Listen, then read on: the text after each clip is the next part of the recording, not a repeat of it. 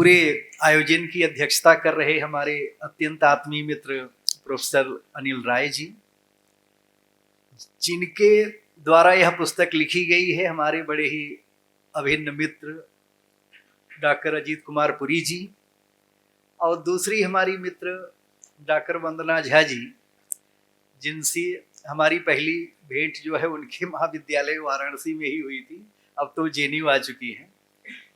यहाँ पर उपस्थित तमाम प्राध्यापकगण, शोधार्थियों, विद्यार्थियों, मैं सबसे पहले इस उपलब्धि के लिए, इस पुस्तक के प्रकाशन और इसके लोकार्पण के लिए प्रोफेसर अजीत कुमार पुरी जी को बहुत बहुत साधुवाद देता हूँ, बधाई देता हूँ, उनका अभिनंदन करता हूँ। अयोध्या को आधार बना करके यह काव्य संग्रह आया है, आह्लादित है अयोध्या।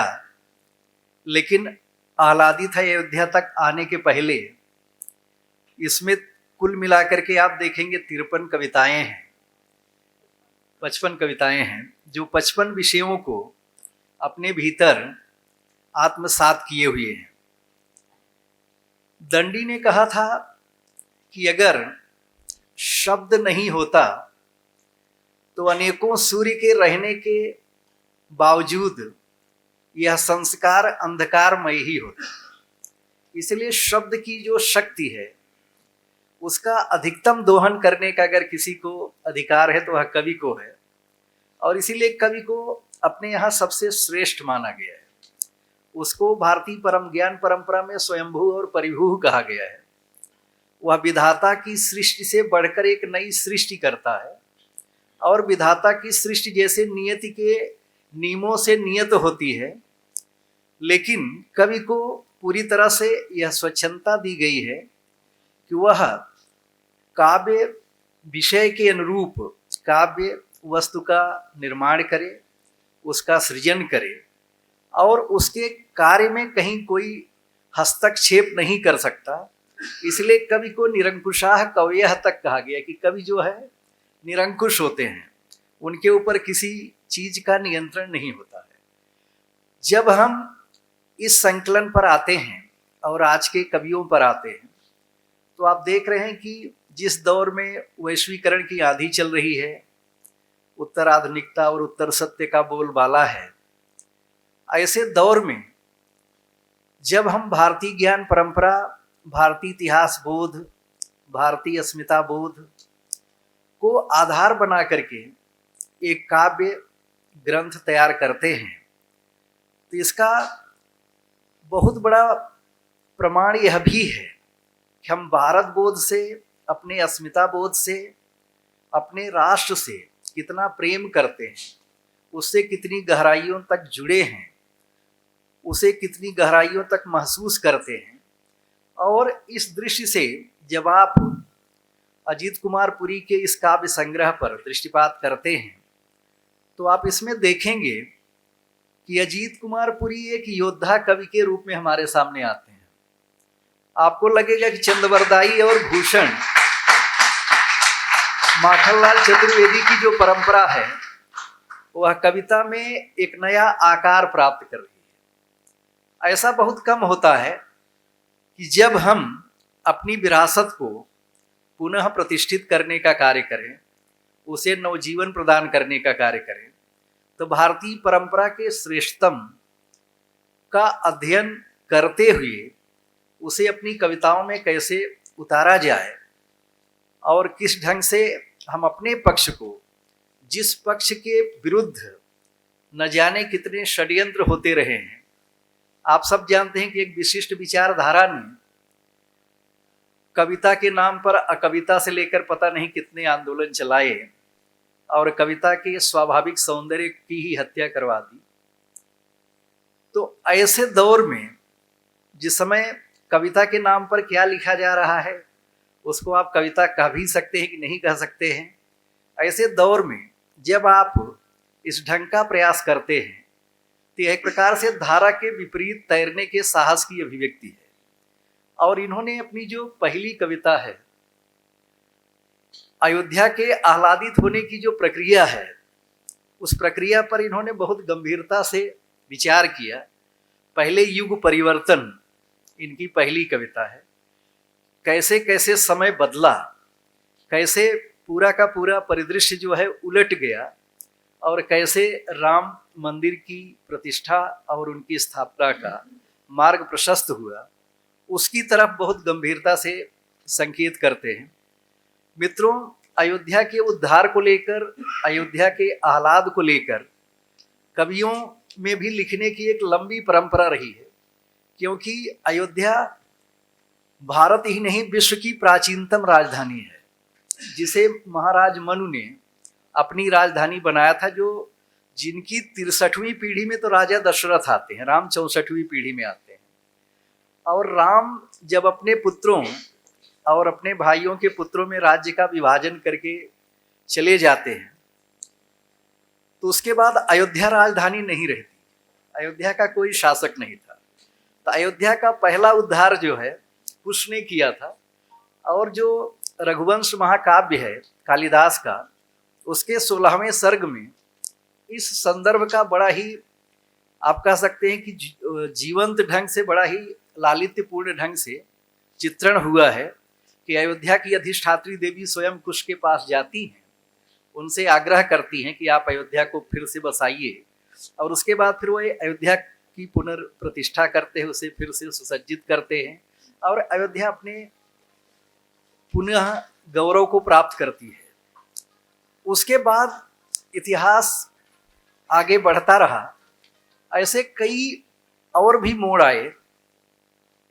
जब परीक्षित के बेटे जन्मेजय ने भी अयोध्या का उद्धार किया था, उसके बाद जब और आगे बढ़ते हैं तो शिशुनाग वंश के राजाओं ने भी किया था। पुष्यमित्र शुंग ने जो है अयोध्या का उद्धार और वहां राम मंदिर का निर्माण करवाया था। उसी क्रम में जब और आगे आप बढ़ेंगे तो चंद्रगुप्त विक्रमादित्य की बात आती है। चंद्रगुप्त विक्रमादित्य के बाद जो विजय चंद्र गाहरवाल थे, गाहरवाड़ वंश के जो शासक थे, उन्होंने जो है राम मंदिर का निर्माण कराया था, जिसकी आप कह सकते हैं कि जिसको पुनः सुसज्जित करने का काम चंदेल वंश के राजाओं ने किया था। और उसी मंदिर को 16वीं शताब्दी में तोड़ा गया था, जिस पर 500 सालों के संघर्ष के बाद पुनः मंदिर बना है। और रामलला की प्रतिष्ठा के ठीक 1 वर्ष के बाद आह्लादित है अयोध्या, यह ग्रंथ आया है। इस दृश्य से भी अजीत कुमार पुरी जी बहुत ही, आप कह सकते हैं कि बधाई के पात्र हैं, जिन्होंने इतने महत्वपूर्ण कवियों की परंपरा में, काव्यों की परंपरा में अयोध्या पर इतनी गंभीरता से अपनी लेखनी चलाई है। 2-3 बातें और आप देखेंगे कि जब हम भारत बोध, सांस्कृतिक बोध, अस्मिता बोध को लेकर चलते हैं, भारतीय ज्ञान परंपरा की बात करते हैं, तो बीच में ऐसे नैरेटिव चलाए गए, विशेष करके साहित्य में और कविता के क्षेत्र में, कि अगर आप भारतीयता की बात कर रहे हैं तो आप पिछड़े हैं। लेकिन अगर आप अपनी जड़ों को, अपने इतिहास को, अपने अतीत को नहीं अच्छी तरह से जानते तो आप अपने भविष्य की उपेक्षा कर रहे हैं। तो अजीत कुमार पुरी का जो तेवर है इन कविताओं में, आप उसको देखेंगे तो आपको लगेगा कि एक जुझारू योद्धा का तेवर है। वे लगातार ललकारते हुए कवियों की तरह जो है, जो हमारे कवियों की परंपरा रही है, उस रूप में हमारे सामने आते हैं। आत्मविश्वास से भरे हुए व्यक्ति हैं और एक ऊर्जास्वित संभावना लेकर के कविता के क्षेत्र में आए हैं। मैं कुछ पंक्तियां, आह्लादित है अयोध्या जो कविता है, उसका इन्होंने कारण बताया कि अयोध्या आह्लादित क्यों है। मतलब अपने आप नहीं आह्लादित है, उसका जो कारण है इन्होंने अंत में बहुत ही सार रूप में दिया है कि तप त्याग के बल पर सत्य की हुई प्रतिष्ठा, यानी राम मंदिर का बनना, रामलला की प्राण प्रतिष्ठा का होना, यह सत्य की प्रतिष्ठा है। क्योंकि राम और सत्य दोनों एक ही हैं। हिंदुओं का धैर्य विश्व को कर रहा है आलोकित, पुरातन संस्कृति हुई जगमग, इसलिए आह्लादित है अयोध्या। तो अयोध्या की आह्लाद का कारण जो है बहुत ही सार रूप में हमारे सामने प्रस्तुत करते हैं।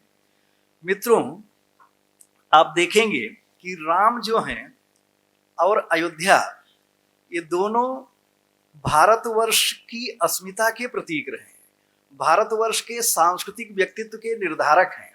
राम और कृष्ण के बिना इस भारत वर्ष की ही परिकल्पना नहीं हो सकती। हमारी राष्ट्रीय अस्मिता, हमारे राष्ट्रबोध, हमारे सांस्कृतिक बोध सबके प्रतीक हैं। और अगर राम भारतीयता के, राम भारतीय संस्कृति के अगर ध्वज हैं तो अयोध्या उसका ध्वज स्थान है। तो इस दृश्य से अयोध्या का वही महत्व है जो महत्व किसी बड़े तीर्थ स्थान का होता है, जो महत्व बड़ी सृजन भूमि का होता है, जो महत्व सबसे प्राचीनतम राजधानी का होता है। मैंने पहले भी कहा कि प्राचीनतम राजधानी है विश्व की। इस दृश्य से देखने की जरूरत है। इसमें जो कविताएं हैं, उन कविताओं को जब आप पढ़ेंगे तो आपको ऐसा लगेगा कि आप स्वाधीनता आंदोलन के दौर में फिर से पहुंच गए हैं, आप उन राष्ट्रभक्त कवियों की श्रेणी में फिर से आ गए हैं। उस राष्ट्रीय सांस्कृतिक धारा को पुनः अपने सामने सजीव और साकार होते हुए देख रहे हैं, जिसने स्वाधीनता आंदोलन के कठिन संघर्ष के क्षणों में बहुत महत्वपूर्ण भूमिका निभाई थी और संपूर्ण भारतीयों को एकजुट करते हुए उस लुटेरी ब्रिटिश सत्ता से लड़ने की शक्ति प्रदान की थी। तो इस दृश्य से इनकी कुछ कविताएं जो यहाँ पर ध्यान देने योग्य हैं, उसकी तरफ मैं संकेत करना चाहूँगा। जैसे कहते हैं कि युग परिवर्तन दे रहा था आहट, कुटिल षड्यंत्र कब थामते उसके वेग को, सत्य अंततः प्रकट होकर रहा, श्री रामलला विराजे हैं अपने धाम में, युग परिवर्तन का एक चक्र अपने को पूर्ण कर गया। यानी 21वीं शताब्दी की जो श्रेष्ठतम उपलब्धियां हैं, उन उपलब्धियों में यह एक बहुत महत्वपूर्ण उपलब्धि है। दूसरी महत्वपूर्ण बात आप देखेंगे कि आजकल के बहुत सारे कवि ऐसे हैं जो इतनी जटिल कविताएं लिखते हैं, क्या लिख रहे हैं और क्या कह रहे हैं यही समझ में नहीं आता। अजीत कुमार पुरी जो है अपने विचारों में, अपने चिंतन में बहुत ही स्पष्ट हैं, एकदम निर्भ्रांत हैं, किसी प्रकार की जो बोलते हैं कि गलत फहमी में नहीं है। इसलिए जो कुछ लिखते हैं उसको पूरी तरह से स्पष्टता के साथ लिखते हैं, पूरे जोर से लिखते हैं। और जैसे कोई अपनी बात पर अडिग रहता है, डटा रहता है, उस आत्मविश्वास के साथ लिखते हैं। अपनी प्रतिभा पर आत्मविश्वास रखने वाले बहुत कम लोग होते हैं, तो उसमें से आप भी हैं।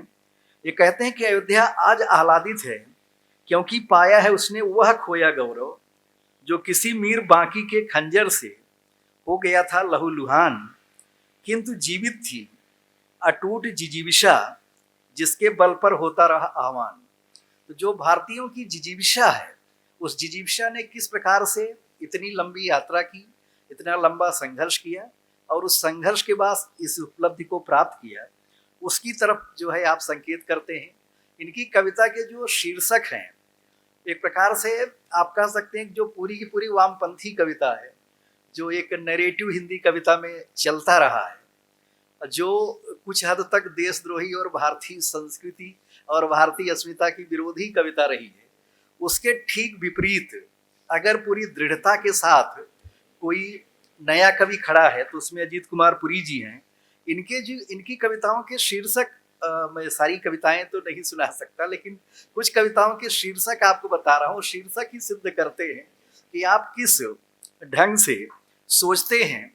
सोशल मीडिया पर भी आप सब इनकी प्रखर छवि से परिचित होंगे कि बहुत साहस के साथ लिखते हैं। निराला ने कहा था कि स्वाधीन का एक अर्थ निर्भय होना भी है, तो बहुत कम लोग होते हैं जो अपने जीवन में निर्भय होते हैं। तो मैंने अनुभव किया है कि अपने लेखन में भी, अपने जीवन में भी निर्भय हैं। निर्भय वही व्यक्ति हो सकता है जो किसी स्वार्थ के वशीभूत न हो। अगर पाने की लालसा, हजारी साहब द्विवेदी ने लिखा था कि मुर्दे ढोते रहने का प्रलोभन देती है, तो अगर कोई व्यक्ति निर्भय है तो इसका मतलब वह काफी कुछ करने का साहस रखता है। अब इनकी कविताओं के जैसे शीर्षक हैं घुसपैठिए, नालंदा के हत्यारे। नालंदा पर भी लोग नया विमर्श गढ़ने का प्रयास करते हैं कि नालंदा कभी जलाया नहीं गया था, झूठे लोगों कभी नहीं। राम सेतु, राम सेतु पर आप जानते हैं कि एक लंबा विमर्श चला। ज्ञानवापी, राम, हिंदू, धर्म का मर्म, कश्यप का कश्मीर। जब कश्मीर पर लिखते हैं तो वहाँ के प्राकृतिक सौंदर्य की बहुत ही अद्भुत अनंत रमणीय सौंदर्य जो कश्मीर का है उसे प्रस्तुत करने का कार्य करते हैं और आपको लगेगा कि जैसे कश्मीर आपकी आंखों के सामने तिर रहा है। तो रामचंद्र शुक्ल ने प्रकृति प्रेम और राष्ट्र प्रेम को एक बतलाया था। उन्होंने कहा था कि जिसे अपने देश से प्रेम होगा वह यहाँ के मनुष्य, यहाँ के पर्वत, नदी, नाले, निर्झर, पशु पक्षी, लता गुल्म सबसे प्रेम करेगा और सबको याद करके विदेश में आंसू बहाएगा। मतलब ये देश प्रेम है कि आप यहाँ के सारे मनुष्यों से, यहाँ की अगर हर चीज से प्रेम कर रहे हैं तभी आप राष्ट्र प्रेमी हैं। तो प्रकृति प्रेम और राष्ट्र प्रेम को परस्पर एक माना गया है। इस दृश्य से भी आप देख सकते हैं। दूसरी महत्वपूर्ण बात है कि जो इनमें आत्मगौरव का भाव है, जो एक निजत्व बोध है, जो अभिव्यक्तिगत स्पष्टता है, वह इनकी कविताओं को सामान्य पाठकों तक भी ले जाती है कि पाठक से सीधे संवाद करने वाली कविताएं हैं। जैसे कहते हैं कि युद्ध में हैं हम, युद्ध केवल सैनिक नहीं लड़ते, उनके साथ युद्धरत रहता है समाज। यानी समाज का हर व्यक्ति किसी न किसी रूप में कोई न कोई भूमिका अदा करता है। उसी के अटल इरादे से खड़े रहते हैं सैनिकों के पांव समर भूमि में। यानी यह जो है, आप कह सकते हैं कि इनकी कविता का एक विशिष्ट तेवर है जो आज की कविता का जो सामान्य रूप है उससे एकदम अलग है। स्वाधीनता संग्राम पर भी एक कविता लिखते हैं और किन सैनिकों ने अपने प्राणोत्सर्ग किए थे उनको याद करते हैं, स्वाधीनता संग्राम सेनानियों को याद करते हैं। स्वामी दयानंद सरस्वती पर एक बहुत ही सुंदर और अद्भुत कविता लिखते हैं और उनके संपूर्ण अवदान को रेखांकित करने का कार्य करते हैं। वीरता ही भारत की पहचान, मतलब यह कविता जो है सबको एक बार पढ़नी चाहिए कि भारत के गौरव को, उसके शौर्य को, उसको पराक्रम को कैसे उजागर करते हैं। दीपोत्सव अयोध्या का यह भी बहुत महत्वपूर्ण कविता है। इन कविताओं को पढ़ने के बाद आपको ऐसा लगेगा कि इनका जो सरोकार है वह सांस्कृतिक ज्यादा है, वह दार्शनिक है, वह आध्यात्मिक है, वह धार्मिक है, वह पूरी तरह से भारतीयता से जुड़ा हुआ सरोकार है। और समकालीन कविता जो विपथित हो गई थी उसको पुनः मार्ग पर लाने का कार्य इस प्रकार के काव्य संग्रह जो है कर सकते हैं, जहाँ राष्ट्र की, समाज की व्यापक चिंता होती है, जहाँ देशद्रोहियों को ललकारने और उन्हें उनकी हैसियत बताने की क्षमता होती है। तो इस प्रकार के आत्मविश्वास से परिपूर्ण एक नए कवि का आज अवतरण हुआ। इस समय पूरे विश्व में हिंदी में 12,80,000 रचनाकार हैं। तो एक कवि के रूप में एक अच्छे रचनाकार का आज आगमन हुआ इस पुस्तक के माध्यम से। मैं इन्हें बहुत बहुत शुभकामनाएं देता हूं।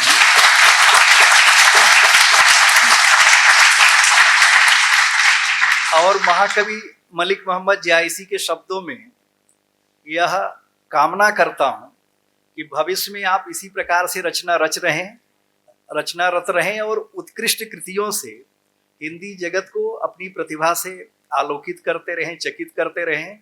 मलिक मोहम्मद जायसी ने कहा था कि फूल मरई पर मरई न बासु, यानी पुष्प जो है सूख सकता है लेकिन उसकी सुगंध कभी नहीं जाती, वह वायुमंडल में हमेशा सुरक्षित रहती है। तो ऐसे रचनाकार मर्त्य हो सकता है लेकिन वह अपनी कृतियों में अमर रहता है। उसकी रचनाएं जो हैं हमेशा जब तक यह धरती है तब तक उपस्थित रहती हैं। तो इस प्रकार की काव्य कृतियां आती रहें। इन्हीं शुभकामनाओं के साथ, इसी कामना के साथ मैं अपनी वाणी को विराम देता हूं। धन्यवाद। जय हिंद, जय हिंद। अगर आप ये वीडियो YouTube पर देख रहे हैं तो हमारे चैनल को सब्सक्राइब करें और बेल आइकन को दबाना ना भूलें। अगर आप Facebook पर ये वीडियो देख रहे हैं तो हमारे पेज को लाइक करें।